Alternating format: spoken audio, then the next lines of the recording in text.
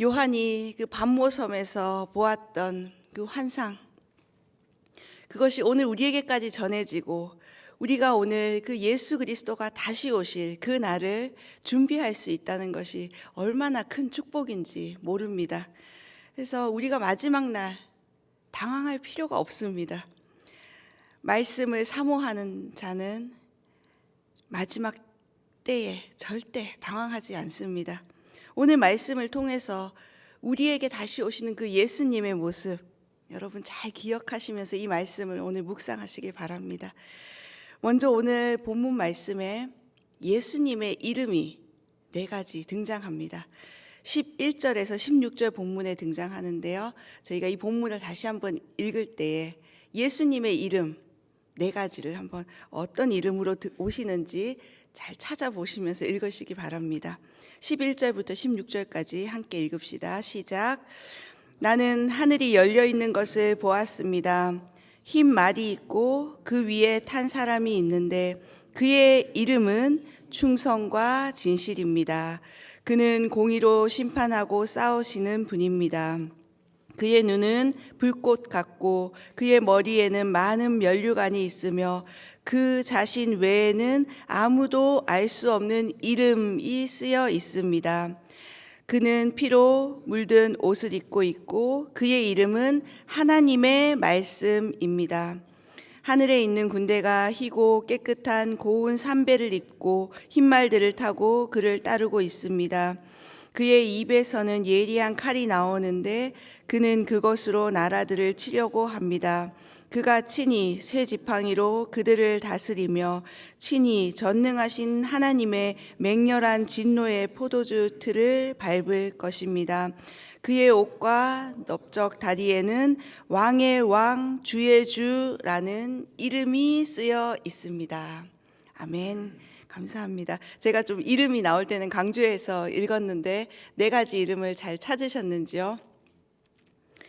하늘이 열리고 예수님께서 흰 말을 타고 오는 것을 사도 요한이 본 것입니다. 백마 탄 예수님의 모습. 그래서 보통 이제 이단의 교주들이 강조하는 모습이 백마를 타고 오는 자기의 모습을 사진으로 해서 걸어놓거나 이런 모습들을 아마 인터넷에서 많이 보셨을 것입니다. 심지어 김정은도 자기가 백마를 탄 모습을 사진을 찍어서 이렇게 내보내기도 합니다. 당시 문화에서는 백마라는 것은 최고급 말이었습니다. 그래서 통치자나 전쟁에서 승리한 사람이 이 백마를 타고 오는 그런 모습들이 있었습니다. 그래서 오늘 이 요한계시록에 백마를 타고 예수님이 오셨다는 것은 승리하신 예수님의 모습을 나타내는 것입니다. 오늘 우리가 읽은 말씀 중에 예수님의 4가지 이름을 좀 더 자세히 살펴보기 원합니다. 첫 번째 이름은 11절에 나와 있었죠. 충성과 진실입니다. 표준 세번역에는 신실하신 분, 참되신 분으로 번역하고 있습니다. 신실하시고 참되신 예수님. 그것은 예수 그리스도의 변함없는 성품을 의미하는 것입니다. 거짓이나 위선과 대조되는 예수님의 성품이죠. 이것은 요한계시록 3장 14절에서 라오디게아 교회에게 편지를 보내신 예수님의 모습을 표현할 때 이 말씀을 사용했습니다. 계시록 3장 14절에 아멘이시오 신실하고 참된 증인이시오 하나님의 창조의 근원이신 분이 이렇게 말씀하신다. 신랑으로 오시는 예수님의 모습은 충성되고 진실하신 분이십니다. 그리고 공의로 세상을 심판하신다는 것입니다. 이것은 바로 우리 신부된 교회가 예수님을 맞이해야 하는 자세가 바로 이러해야 함을 보여주는 것입니다. 예수님은 다시 오실 때 충성되고 진실한 분으로 이 땅에 오시는데 신부된 교회가 거짓과 위선으로 가득 차 있다면 그것은 정상적인 혼인이 이루어질 수 없는 것이죠. 그렇죠. 신랑은 참되고 신실하신데 신부가 거짓과 위선으로 가득 차 있다면 어떻게 그 혼인이 정상적으로 이루어질 수 있고 결혼 생활을 이어갈 수가 있겠습니까?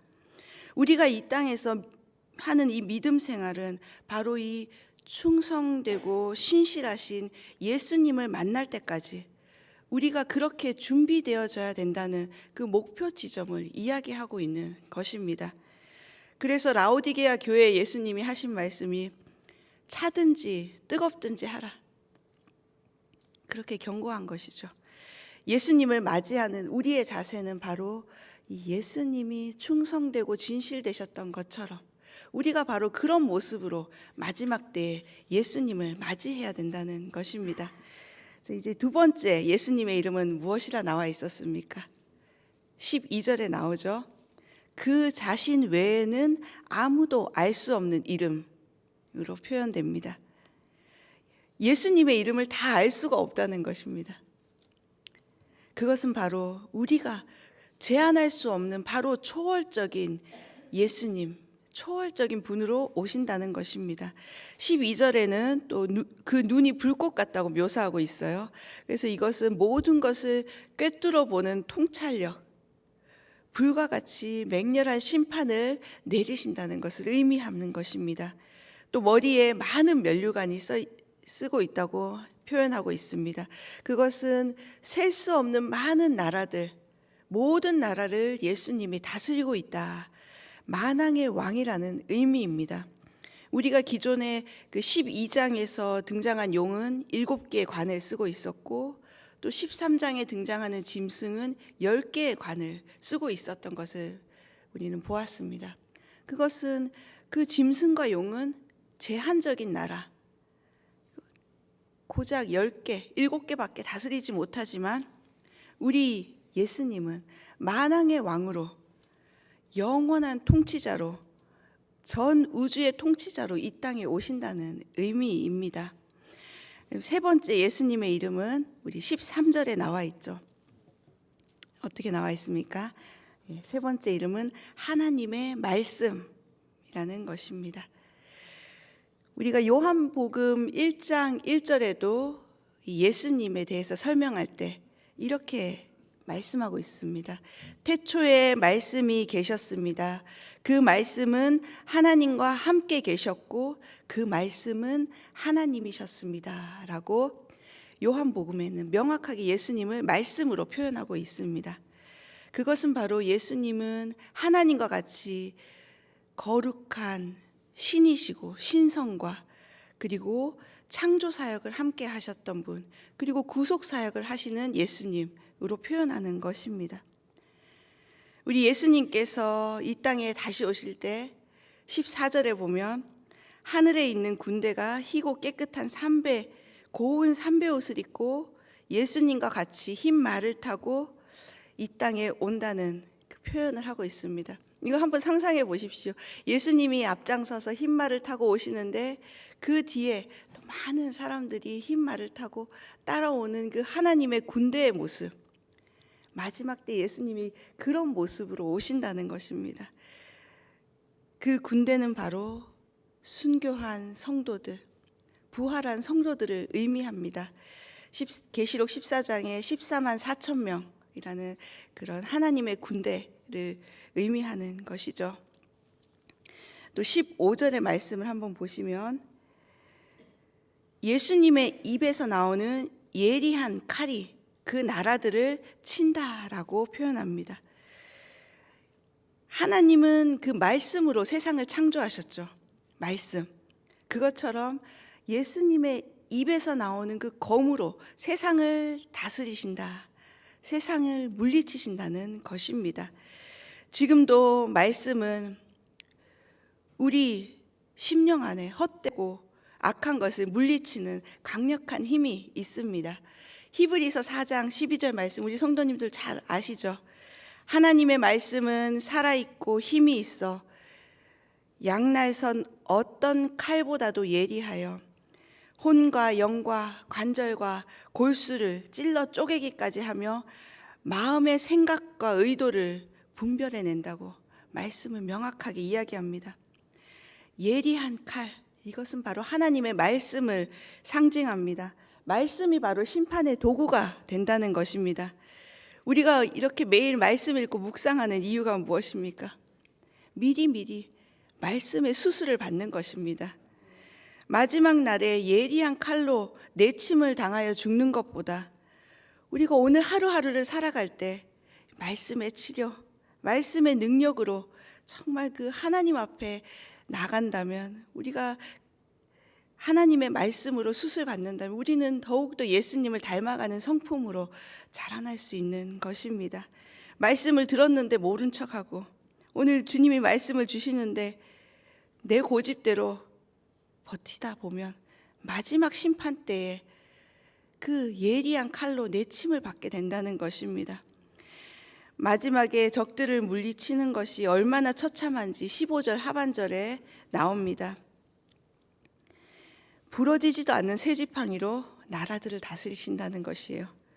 그리고 하나님의 맹렬한 진노의 포도주 틀을 밟을 것이라. 이것은 보통 이렇게 와인 만드는 사람들이 그 포도를 밟을 때 모습을 표현한 것인데요.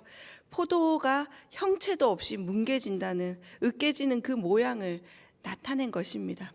그만큼 적들의 최후는 비참하고 처절하다는 것을 오늘 이 15절 말씀에 표현하고 있는 것입니다.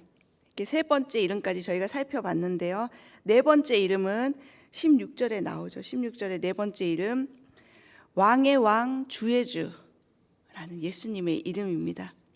그것은 예수 그리스도의 절대적인 주권과 최고의 권위를 나타내는 이름입니다. 왜냐하면 당시 가장 권위가 있었던 사람은 로마의 황제였죠. 그 로마의 황제의 칭호를 뛰어넘는 이름, 왕의 왕 주의 주. 우리가 그 왕의 왕 주의 주라는 표현을 우리 성도님들 아마 핸델의 메시아라는 곡의 할렐루야 코러스에서 많이 들어보셨을 거예요.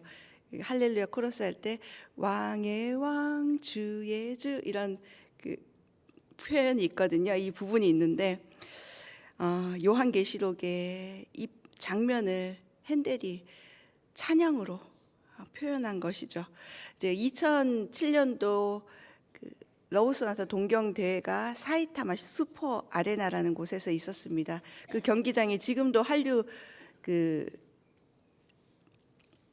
스타들이 콘서트를 하는 아주 유명한 장소인데요. 한 2만 명이 들어가는 경기장이에요. 거기서 이제 러브소나타 동경 대회를 할 때 한일 연합 성가대가 1000명이 모였습니다. 그래서 그때 이 메시아의 찬양을 할렐루야 코러스 노래를 함께 불렀습니다. 정말 그 큰 경기장에서 1000명이 왕의 왕 주의 주를 찬양하는데 그 웅장함과 그 은혜가 얼마나 컸는지 모릅니다. 언어와 민족을 초월해서 하나님을 찬양하는 것. 예수님이 다시 오실 때 우리가 일본 사람, 한국 사람, 어느 나라 사람이든지 상관없이 다 왕의 왕 주의 주를 외치며 할렐루야를 부르며 그 예수님을 맞이하게 되는 것입니다. 예수님 반드시 이 땅에 다시 오십니다. 그것이 바로 오늘 성경이 우리에게 주는 약속인 것입니다. 그런데 이단들은 도대체 그날이 언제냐, 언제 오느냐, 그것만 궁금해합니다. 그래서 이단들은 시한부 종말론을 주장하다가 이날 예수님 오십니다, 그렇게 주장하다가 그날 안 오면 또 교리를 바꿔서 결국은 말씀 중심이 아니라 인간이 이해하기 편한 대로 말씀을 자꾸 바꾸다 보니까 이단이 되는 것입니다. 여러분, 언제 오느냐 이것이 중요한 것이 아니라 누가 오시느냐가 중요한 것입니다. 그래서 오늘 이 말씀은 그 다시 오시는 예수님의 이름을 4가지 명확히 우리에게 알려주시는 것입니다. 신랑 되신 예수님을 만날 준비를 할 때 그분의 존귀함에 합당하게 오늘 우리가 그분을 맞이할 준비를 해야 하는 것입니다. 신랑은 너무나 훌륭한데 신부가 초라하면 우리가 어떻게 그분 앞에 설 수 있겠습니까? 우리에게는 지금 예수님이 아직 안 오시는데 그것이 우리에게 축복인 것입니다. 왜냐? 예수님 오실 때까지 우리가 준비할 하나님이 그 기회를 아직 우리에게 주셨다는 것입니다. 그때까지 우리는 정말 슬기로운 다섯 처녀처럼 기름을 준비하고 있어야 하는 것입니다.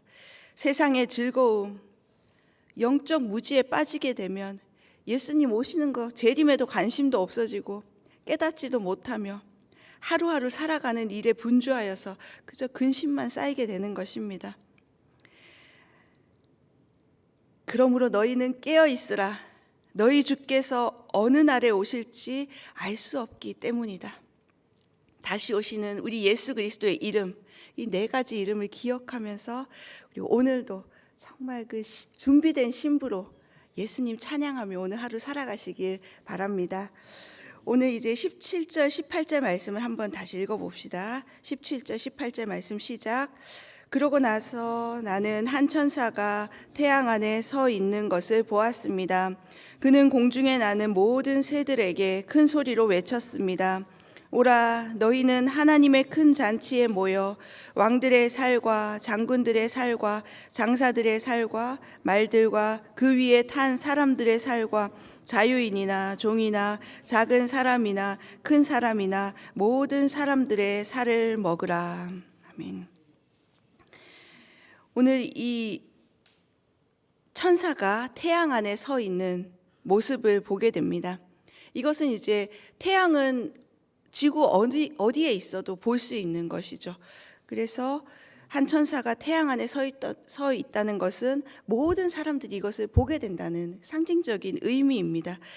근데 이제 여기에 보면 그 말씀이 너무 섬뜩하죠. 살을 먹으라 이런 말씀을 하니까. 근데 그것을 이제 누구에게 명령했냐 하면 모든 새들에게 그 명령을 한 것이에요. 천사가 새들에게 이 명령을 한 것입니다. 그것은 여기에 보면 18절에 왕들, 누구의 살을 먹냐면 왕들, 장군들, 장사들, 말들, 그 위에 탄 사람들, 자유인, 종, 작은 사람, 큰 사람, 모든 사람. 결국 이 악인들은 아마겟돈 전쟁 가운데서 패배해서 새들의 먹을거리가 된다는 것을 오늘 이 말씀이 가르쳐주고 있는 것입니다. 정말 처참한 광경입니다. 전쟁이 일어나기도 전에 새들을 불러서 전쟁의 결과가 이미 원수는 새들의 밥이 된다는 것을 가르쳐주는 것입니다. 새들의 먹이가 되는 것은 그 당시에 매장되지도 못하는 불명예스러운 죽음을 의미하는 것이었습니다. 이 적들의 완전한 패배입니다. 어린 양의 혼인잔치에 어제 참여한 우리 거룩한 성도님들은 어땠습니까? 정말 할렐루야를 외치며 기쁨으로 예수님을 맞이했는데 오늘 적들은 정반대로 완전한 패배, 완전한 심판을 받게 되는 것을 보는 것입니다. 그 사람들이 세상에 있을 때 어떤 권세를 누렸는지, 얼마나 부자였는지 그런 거 상관없이 악인들은 이렇게 마지막 날에 심판을 받게 되는 것입니다. 심판의 기준은 오직 예수 그리스도의 십자가를 붙잡았느냐, 붙잡지 않았느냐, 그것으로 극명하게 갈라지는 것입니다. 오늘도 이어서 19절에서 21절 아마겟돈 전쟁의 결과를 한번 다시 읽어봅시다. 시작. 또 나는 짐승과 땅의 왕들과 그들의 군대들이 말 탄 사람과 그의 군대들을 대적해 전쟁을 하려고 집결하는 것을 보았습니다. 그러나 짐승과 그 앞에서 이적들을 행하던 거짓 예언자가 그와 함께 사로잡혔습니다. 거짓 예언자는 짐승의 표를 받은 사람들과 그의 우상들에게 경배하는 사람들을 이런 이적들로 현혹했던 자입니다. 그 둘은 모두 산채로 유황이 타오르는 불못에 던져졌습니다. 그 나머지는 말탄 사람의 입에서 나오는 칼로 죽임을 당했고 모든 새들이 그들의 살로 배를 채웠습니다. 아멘. 결과가 너무 심플하고 정말 우리가 깜짝 놀라지 않습니까? 악인을 심판하는 하나님의 그 심판은 순식간에 일어난다는 것입니다. 고작 3절에 악인은 멸망하고 마는 것입니다. 여기에 보면 이제 19절 이 요한계시록 말씀을 읽다 보면 이제 자세히 읽지 않으면 이것이 악인인지 또 성도를 이야기하는 것이 헷갈릴 때가 있잖아요. 여기 19절의 말씀을 보면 또 나는 짐승과 왕의 땅의 왕들과 그들의 군대들이, 여기서 끊으셔야 됩니다. 말탄 사람과 그의 군대들을, 말탄 사람과 그의 군대들을 의미하는 것은 아까 말씀드린 대로 백마 타고 오신 예수님과 그의 군대를 의미하는 것입니다. 그래서 그 군대를 예수님이 다시 오실 때 이 짐승과 땅의 왕들이 대적해서 전쟁을 하려고 모인다는 거예요. 19절 말씀이 그렇습니다. 그래서 이 모인 짐승과 땅의 왕들이 어떻게 되냐 하면 20절 보십시오. 20절 하반절에 모두 산채로 유황이 타오르는 불못에 던져지게 되는 것이 그 결과입니다. 그리고 그 나머지 사람들은 말탄 사람들의 입에서 나오는 칼, 그 말씀으로 죽임을 당하고 새들의 밥이 되는 것, 이것이 바로 악인들의 결과입니다. 세상의 왕으로 세계를 지배했던 적 그리스도와 이 적 그리스도를 우상으로 숭배했던 그 인류에게 짐승의 표를 받게 된 거짓 예언자의 최후를 오늘 우리는 바로 보았습니다. 마지막 날이 다가올수록 사단은 사람들을 미혹해서 하나님의 말씀에서 떠나서 허탄한 세상 이야기에 귀 기울이게 하고 하나님 이외의 것을 더 사랑하게 하고 의지하게 합니다. 여러분, 하나님보다 더 사랑하는 것이 무엇입니까? 십자가보다 여러분에게 더 소중한 것이 무엇입니까? 우리는 이미 이 사단의 권세를 이긴 예수 그리스도의 십자가를 믿음으로 사는 사람들입니다. 이미 이긴 싸움이기 때문에 아무리 사단이, 세상이 강해 보여도 성도님들 흔들려서는 안 됩니다. 이제 다음 주가 되면 우리 예수님 탄생을 함께 축하하는 날입니다. 예수님 이 땅에 처음 오실 때는 고난받는 종으로 어린 아기 예수의 모습으로, 아주 초라한 모습으로 이 땅에 오셨습니다. 아무도 주목하지 않는 그 베들레헴의 작은 시골 마구간에서 연약한 모습으로 오신 예수님. 그러나 그 예수님은 하나님의 뜻을 이루시고 이 땅에서 십자가의 길을 가는 그 사명을 감당하셨습니다. 이제 예수님은 약속의 말씀대로 재림의 때에 심판주로, 온 우주를 다스리는 왕의 왕, 주의 주로 이 땅에 다시 오신다는 것입니다. 성도들은 이 믿음을 지키기 위해 고난당하고 순교당하며 이 땅에서는 패배자처럼 보일 수 있습니다.